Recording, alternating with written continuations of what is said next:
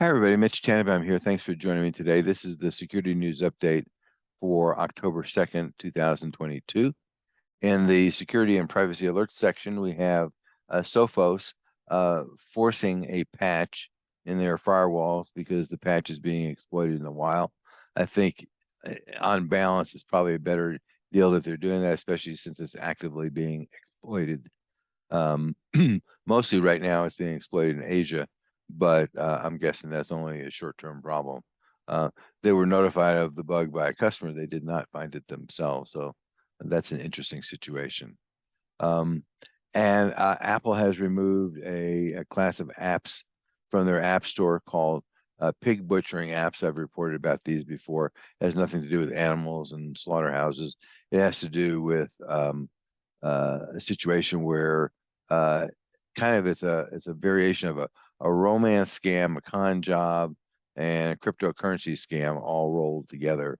And what they do basically is they try to con richer people, not necessarily rich, but richer people into investing into cryptocurrency, and then effectively steal all their money. It's not a terribly sophisticated scam, but it's becoming pretty popular. And Apple has detected a bunch of apps in their app store, and they have removed them.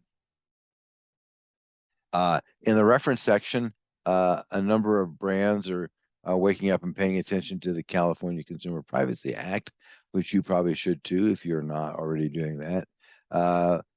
Beauty line vendor Sephora has discovered that ignoring the California regulators is not a great plan.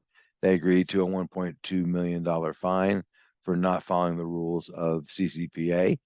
And the AG has sent out a bunch of letters to like 100 other companies saying, you're next, clean up your act. So if you're not already understanding what your requirements are under CCPA, you should. And if you need help with that, obviously you can contact us. Um, in the important issues section, if you are a company that is required by regulators to keep records, this is one for you. 15 banks have agreed to pay over $1 billion in fines, excuse me, for record keeping failures. Um, the good news is that most companies aren't required to keep records, but you may want to, and you may be required to. And the challenge becomes what happens when employees use non-traditional communications. What happens when they use their WhatsApp or their Signal messaging app on their phone and or their personal email accounts? We've seen with a lot of politicians. So this is a problem. And if you think you're preserving information, even if you're not in a regulated industry, if you're in the middle of a lawsuit and your employees are communicating with non-company apps and in a way that's not being preserved, you can get the book thrown at you. In fact, you can lose the court case completely just because of not turning over evidence because you don't have it because you're not preserving it. And speaking of companies not doing the right thing, apparently Morgan Stanley didn't exactly have great data destruction practices. Again, if you need help with this, give us a holler. But in this case, they apparently hired all kinds of incompetent companies. And when I mean incompetent, not that they were incompetent what they were doing, they just weren't qualified to securely destroy hard drives, computers, data, stuff like that. And they got caught at it, and they agreed to pay a $35 million fine. Now, you would think that a company as big as Morgan Stanley would understand that, but apparently not. So, well, whatever. Don't you get caught in that, though. You have no excuse not to do that. And now NSA whistleblower Edward Snowden is now a Russian citizen. He was given permanent resident status, I think about a year or so ago. I don't know if this is just Putin poking the United States in the eye or what, but in any case, he is now a Russian citizen. It makes it much less likely that he is going to come back to the United States anytime soon. Um, and in spite of Putin's call up of 300,000 people into the military, he's not likely to be called up because he was never in the Russian military.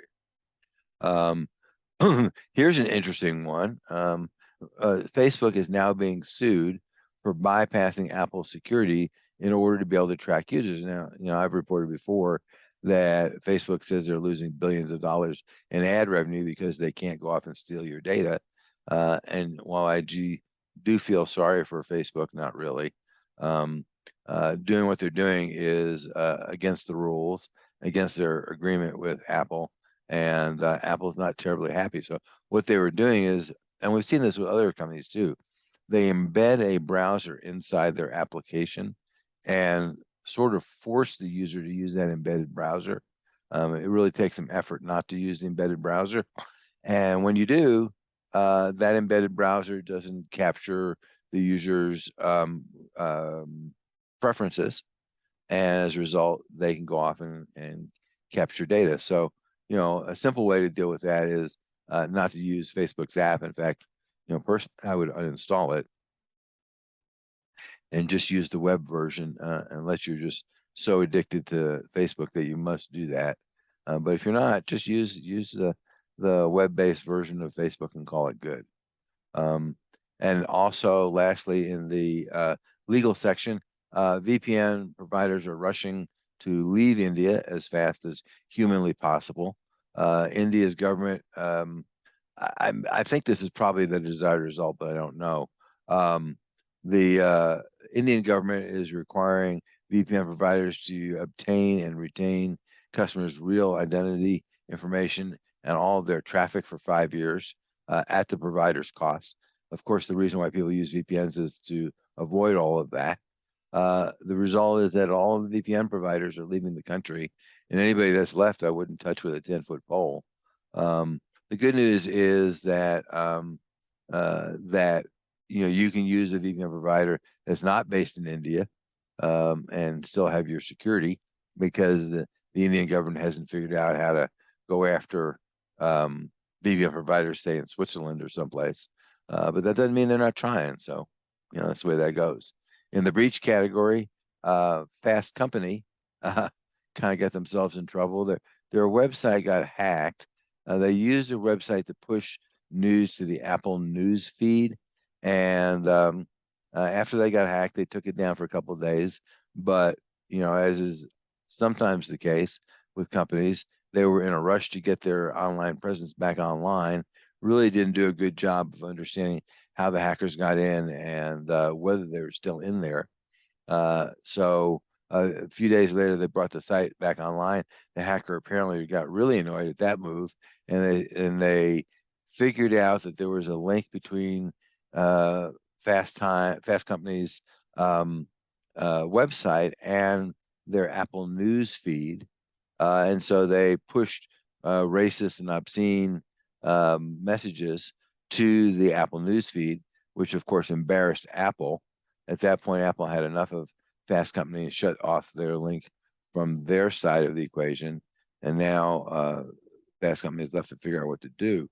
It turns out that what happened there was, they're using a bunch of default passwords on a bunch of accounts, and surprise, that's not secure. So hopefully no one is doing that who listens to this podcast, but if you do, then clearly change the default passwords. And again, in the what you don't know can hack you category, Australian phone company Optus was hacked. It apparently exposed the data on about 1/3 of the citizens of Australia, and the hackers want $1 million not to leak the data. I don't think they're going to pay them, but who knows? The problem is that, and here's the challenge: they had a server which should not have been exposed to the internet, but was exposed. So the challenge is, if you understand which things are supposed to be exposed to the internet and you test them for security, this thing wouldn't have been tested because it wasn't supposed to be connected to the internet. Worse yet, they had an API that did not require authentication of any kind. So if you take a combination of an API that doesn't require authentication, that shouldn't be publicly exposed, that is publicly exposed, well, you kind of put 2 and 2 together and figure out that you have a problem there. Next, many small, medium-sized, and some large companies outsource their IT. Unfortunately, most of these IT providers, as I have said many times, compete based on cost. When you compete based on cost, you don't do a great job of security, and they have the keys to your kingdom. So their security is really your security. But everybody is starting to up the ante. We're seeing, we had one client recently that had a 15-page questionnaire from a customer that they had to complete, and they said, "Gee, you don't have to complete the questionnaire, but we'll find a different vendor to do business with if you don't." Insurance companies are declining to provide insurance coverage to people. So, it's becoming pretty problematic. So if you don't understand what your outsourced IT security practices look like, you really need to get your hands around that. And if you need help with that, obviously come out and come and give us a call. Next, in the general category of what I would call insider threat, there was a story about an IT admin who got mad at his company. This is not unique, but it was pretty rare. And after he got fired, he logged back onto the system because his credentials weren't disabled, and he repointed email and web servers to someplace other than the company. And he figured what that was going to do was get the company to go rehire him. Well, that didn't quite work because he didn't do a good job of hiding his tracks. But as I was doing research for this, I discovered that there's many, many stories like this, and a lot of them have nothing to do with IT guys with elevated permissions. They're just people whose access should have been terminated that wasn't terminated, and the end result of that is that companies get hacked and their data gets destroyed. So, word to the wise: make sure you understand what permissions employees have, and a lot of times employees have more permissions than you think they do. And make sure, certainly, if you terminate somebody, you have a plan to how you're going to go off and deal with their access before they leave. And lastly, and the security news bites, maybe if, like me right now, I'm wearing glasses on this video, researchers have discovered that they can read the reflection of what's on your screen in your glasses. So maybe you should wear contacts or take your glasses off. Next, the bad guys are selling access to Chinese security cameras. And you might say, "Gee, I don't use Chinese security cameras," but the reality is you really don't have any clue where the cameras are made. All you know is where the label is on the outside. So they're using that to sell access, and obviously access to the network. If you're not patching your security cameras, you definitely should be. And if your vendor is not providing patches on a regular basis, you probably ought to find a different vendor. Next, a Russian bot master who got captured in Eastern Europe is actually requesting extradition to the United States. Why? Because he was a Soviet bot master. He knows a lot of what goes on there, and he thinks that might be useful to the United States, and he might be able to work himself a deal and get less jail time. And next, the Neopets hackers, and the hack was reported a while back, but Neopets is now admitting that the hackers were in there for a year and a half before they discovered them. And my question to most people is, if hackers were in your system for a year and a half, would you notice them? In a lot of cases, the answer is probably not, at least if the hackers were relatively subtle. And finally, hackers have figured out a way to use PowerPoint files to deliver malware. It's really not that hard. We use the events in the PowerPoint file to execute scripts, and the scripts download malware. And if your system doesn't protect you from the malware that gets downloaded, then it'll be able to execute. So that's a kind of a word to the wise in terms of running things that you download from the internet. That's all we have for today. If you have any questions, please reach out to us. Otherwise, until next time, thanks for listening. Turnkey Cybersecurity and Privacy Solutions offers the complete cybersecurity program for small to medium-sized businesses. They include everything needed to secure your business and meet compliance requirements. Visit our website at turnkeycybersecurityandprivacysolutions.com to learn more.